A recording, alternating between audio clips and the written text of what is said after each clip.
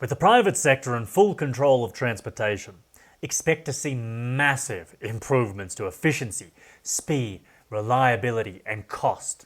Private owners of bus, train, plane, and ferry companies are always looking to maximize profit by improving efficiency. Whether that's by building more double-decker buses, larger and faster trains and planes, the desire for profit undoubtedly makes things better. Without tax on flights, for example, prices drop by at least a third, saving flyers money, increasing ticket sales, and producing more capital for airlines to reinvest into improving their craft. In today's system, there's little motivation to improve group transportation.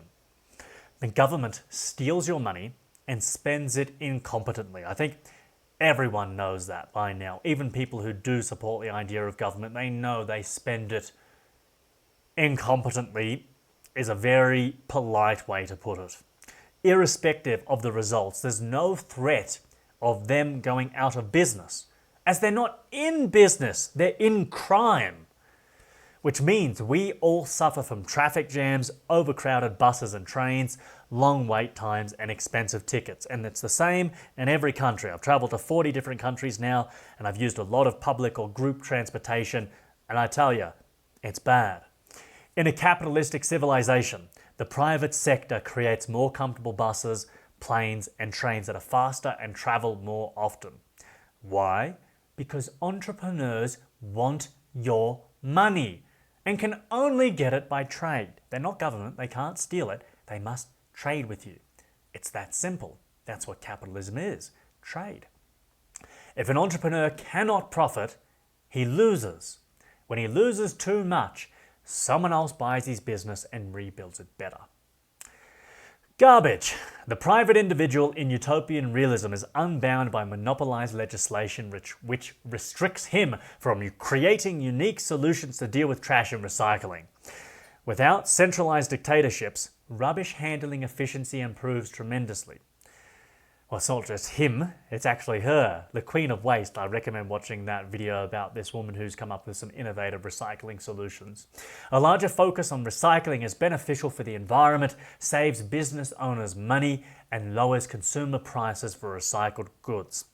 When private companies compete to collect your trash, prices inevitably fall as garbage collection efficiency improves. And I tell you now, there are some countries where their rubbish collection is disgusting. I'm thinking Brazil, here in Peru, where I am now, Egypt. What's that country? I think Albania and Montenegro. Some are worse than others, where they just pile their rubbish in the street. And then, if they're lucky, a truck might come along and pick it up that day, that week, that month, or I don't know, in Egypt it looks like never. But some countries are better than others, but all of them could be so much better. Charity for the elderly, disabled, and homelessness. This is why a lot of people rally behind socialism as opposed to capitalism, because they don't understand how charity works in capitalism. And they always say, well, what about those people who can't look after themselves? And that's where you have charity. But charity is only valuable if it's charitable, i.e. provided with consent. Forced charity, tax, because what's socialism if not forced interaction, using violence to keep everyone in line, terrorism, tax isn't charitable. That's a crime, that's a criminal activity. You can't have order by performing chaos. It's a logical fallacy, it's a contradiction. There are no pensions or disability support provided by governments in utopian realism. Yet, there is unlimited opportunity for private charities run as for-profit businesses to support those in need. In today's climate, where individuals are robbed more and more in a never-ending crusade to strip them of their wealth, people still donate to charity. I can't believe it, but they do. There are many solutions that can solve homelessness and support the disabled and elderly. None of those solutions require the initiation of force, which is obviously what socialism, communism, and any type of government is. The initiation of force. So I've got a specific video here about bums, what to do with them, how capitalism can solve that problem. And just by transitioning to utopian realism in the first place, you're going to get rid of most homelessness already. But in those rare, because homelessness is caused by the system today. Just look at the way money works in the banking system. It's a zero-sum game. People have to lose for the monetary system to work. And because, there's a whole host of issues. I won't get bogged down on that. But I've got an answer right here that can be brilliant. And I've also got a video here I've made, how does charity work in a private and free society? So it's all explained. And it's not hard. It's just simple principles. Insurance is great when it's voluntary, like all other things in life. Whether it's for your car, health, security, home, or business, insurance has a place in utopian realism. Water, electricity and gas. Without government intervention, availability of alternative energy sources is abundant. Water, electricity and gas, like everything else, are fully privatized. If the prices are too high, then capitalism provides competition to lower prices and increase quality.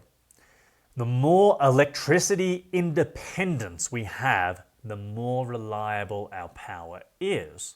When there's problems with power today, many people are affected simultaneously.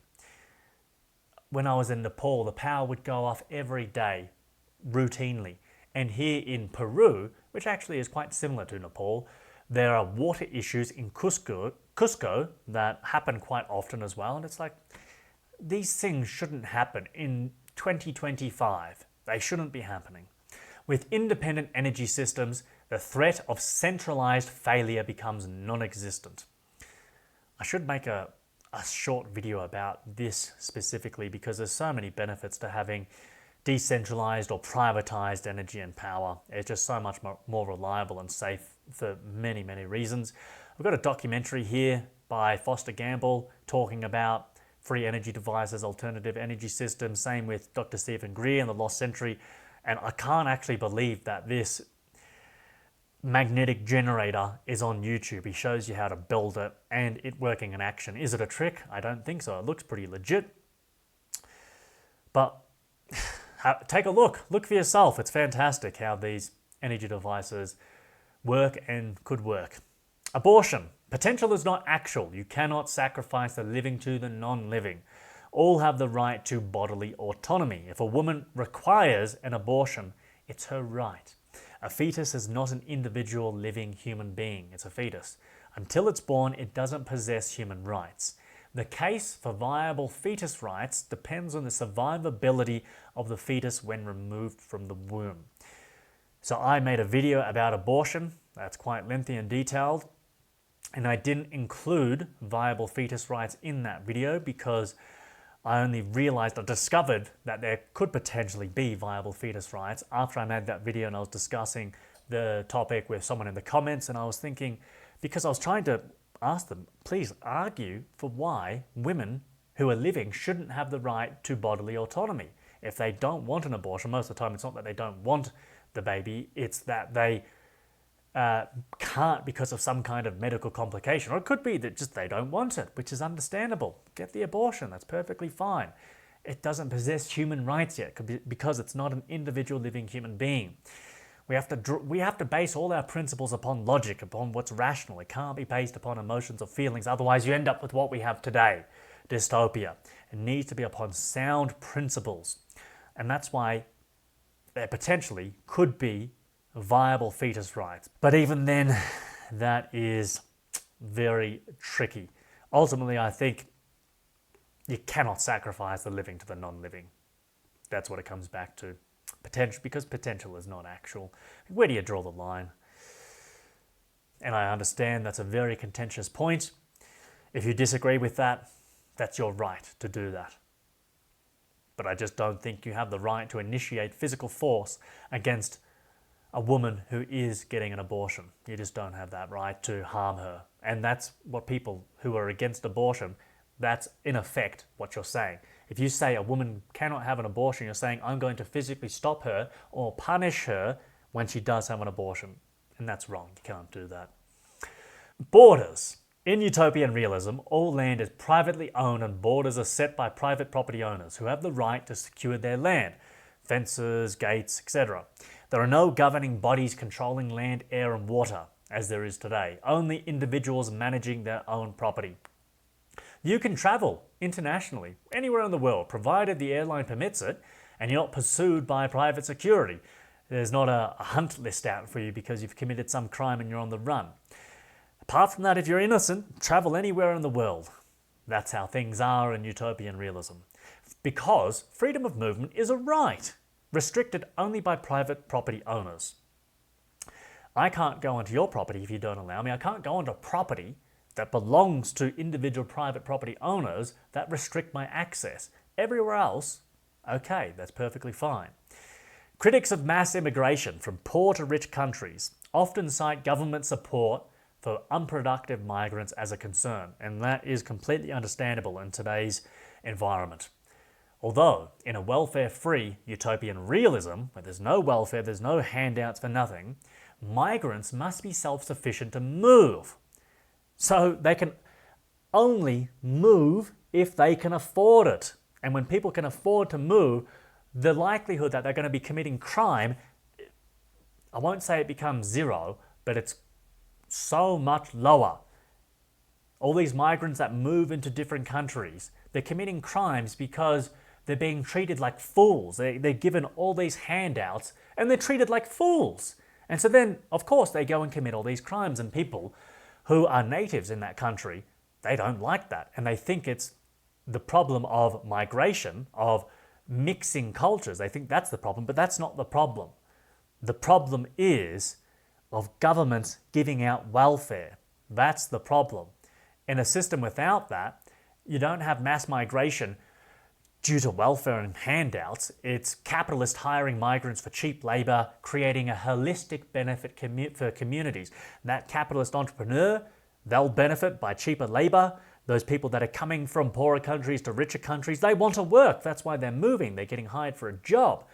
And because they're still earning money. And that company that's hiring that cheaper labour, they're going to be able to offer their goods and services for cheaper to you who are living in that community. So it's a holistic benefit for everyone. It's just a better deal for everyone. Also, you'd get so many more young people that would travel, because young people love travelling.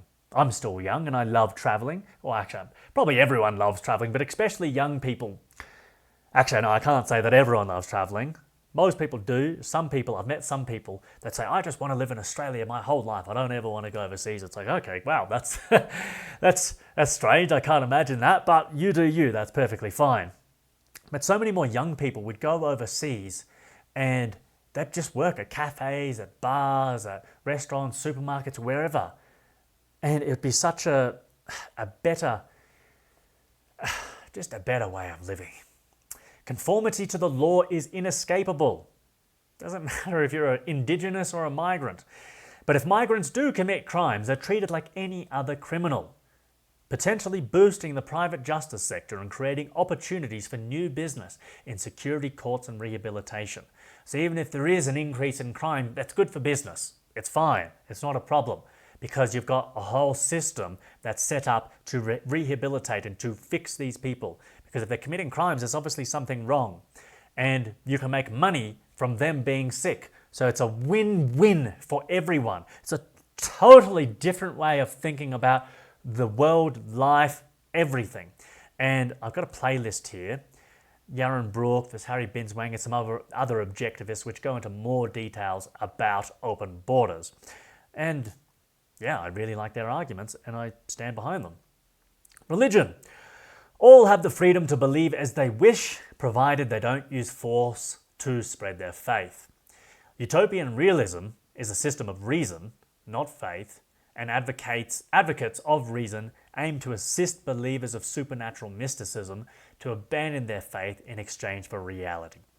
Provided both sides don't initiate force, all are free to speak and hold whatever ideas they wish. Fire. The fire brigade works like any other business contractor. When there's a fire, they're called as per normal and simply charge whoever requires the service. And there's just going to be competition again. There'll be multiple companies. And if they begin to charge too much, competition arises and lowers costs, just like everything. That's the principle in capitalism. It's the same for everything. It's hopefully seeing the pattern by now. It's quite simple. There are also volunteer firefighters who function via donations because people just love doing that kind of stuff. When I was young, our next door neighbour was a volunteer firefighter in the country fire authority, the CFA, and he had his pager on him all the time, and sometimes he would beep and he would have to run off, and he loved it. He loved it. People love that. Internet, post and phone. Private companies handle internet, post and phone services. Unburdened by government regulation, prices drop and quality rises. Again, you're picking out the pattern here. That's what happens with everything. Quality rises because there's competition now. There's reason for the quality to improve, and the prices drop because of the exact same thing. If telecommunication companies install equipment which has harmful EMF effects, then it's much easier to correct this in a society which functions by law, not political whims. Without taxes and tariffs, postal services are cheaper and there's more competition, further decreasing prices. And I really emphasize the point about law because opponents to anarchy, they always say, oh, it's this lawless state of chaos. It's like, as you can see, a man supporting anarchy, I'm the biggest proponent of law you've ever come across in your entire life. And it's just showing you not understanding how anarchy fits into the whole context properly. But how can I blame you? The amount of indoctrination and propaganda that anarchy is a terrible chaotic system, and no wonder they're pushing that propaganda because that's the exact answer to their dystopian tyrannical systems of control.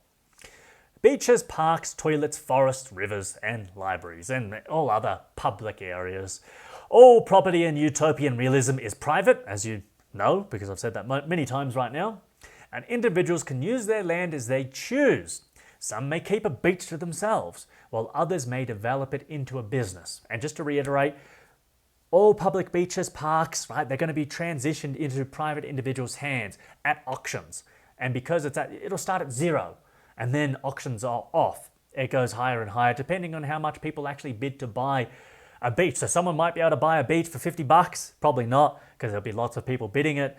And it just transitions from the public, which is really just the private, it's the people behind in the shadows who are controlling the government as a franchise, who are currently owning all the public land, which in some countries might be 100% of land is controlled by the government, like in China, down to perhaps 30% in America. I think Australia, the government owns about 70% of the land. And really, if you're paying rates and taxes on your property still, well, it's not your land, is it? It's still the government's. So it's all transition to the private via auctions. That's what I'd do. That's my system of utopian realism, because you can't just have the system, you've got to have how do we transition. And obviously the whole transition is the hardest part. Having a system that works like this, that's easy, no problem. How do you get there? Oh, that's harder. That's why the resource-based economy is so hard to get there. The Venus Project with Jacques Fresco. Privatizing areas like parks, rivers, lakes and beaches, it improves maintenance and cleanliness as private facilities outperform public ones. In most other countries outside of Australia, toilets are privatised, and normally the private toilets are kept in better condition than public ones because people are paying directly to use them. While it may seem like everything requires payment now, you were already paying too much for public spaces through all your taxes. This system charges you only for what you use, benefiting local entrepreneurs, which you could be one of them, instead of distant politicians. It's like playing a game of Monopoly, and you now have the chance to buy those train stations, those electricity and water stations, and put houses and hotels and buy the properties and to actually earn some money. Whereas today, the government's just got all of it. It's just controlling the whole board, prison, everything included. It's obviously just a totally unfair system.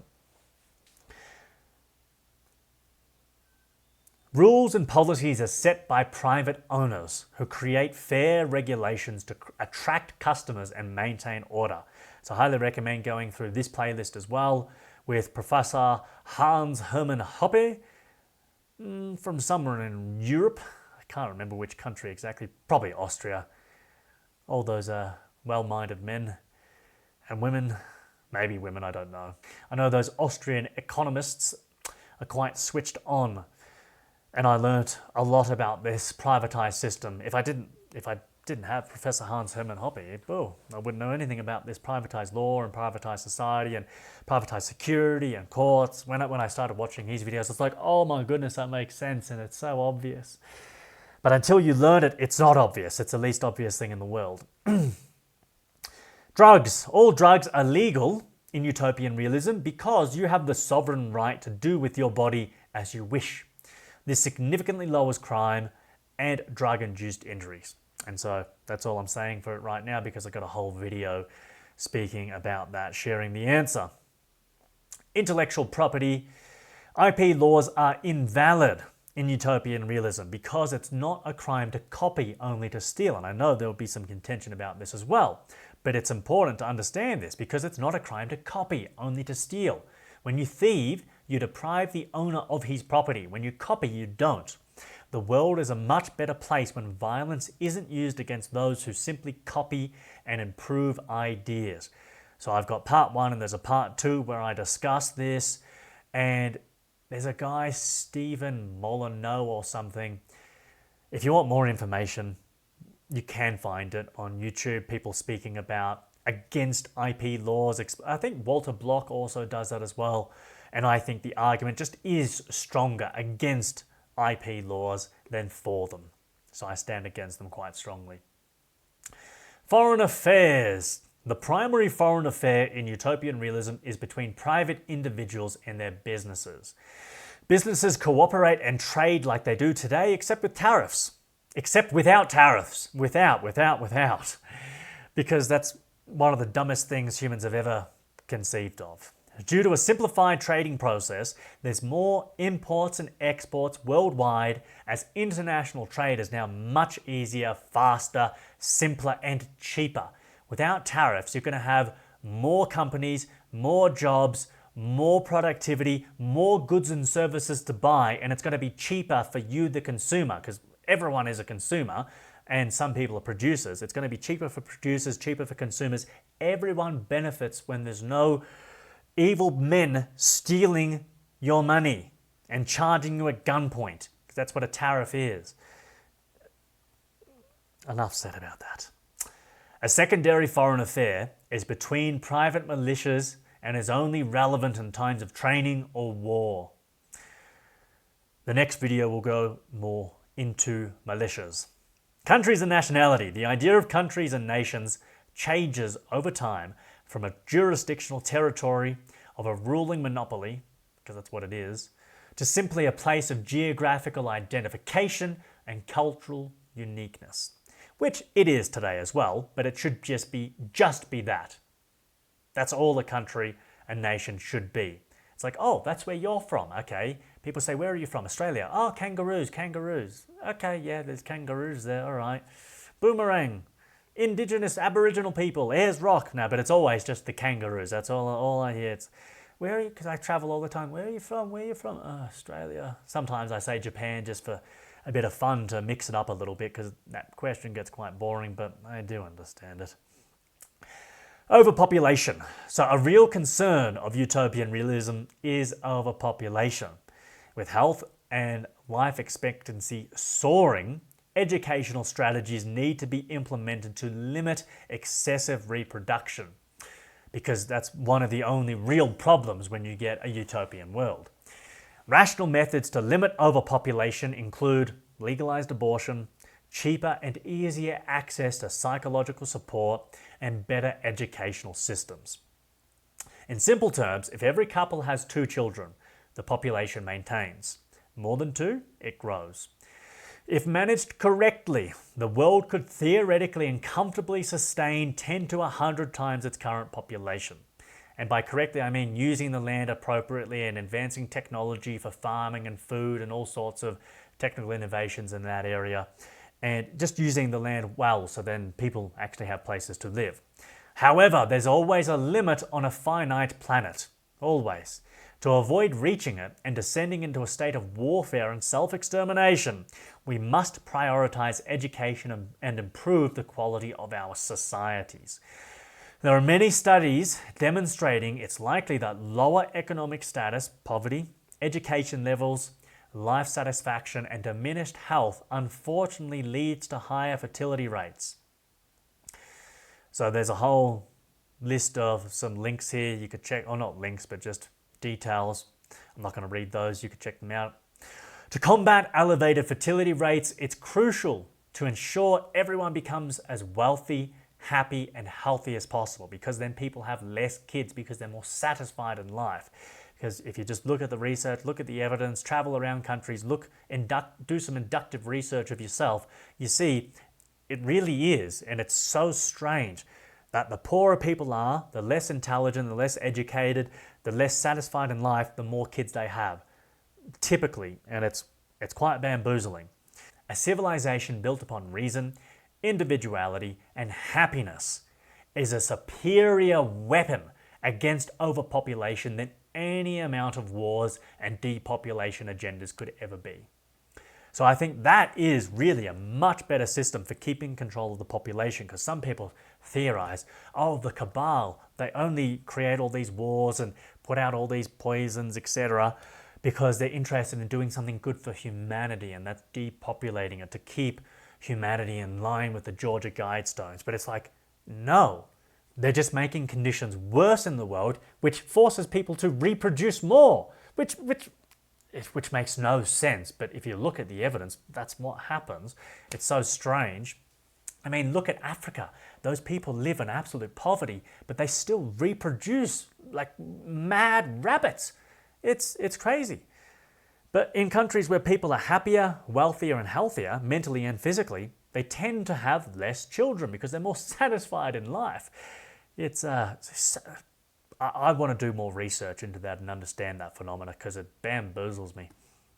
But I think by doing that, having a rational system of governing human interaction by rational, reasonable means, by logic, making happiness a focus, individuality, freedom, non-coercive interaction, the non-initiation of physical force or intellectual force as in fraud, then the population just controls itself. It won't get out of control. Or if it will, it's going to take tens of thousands of years to get to that point, because people would just be reproducing at such a slower rate because they're happy.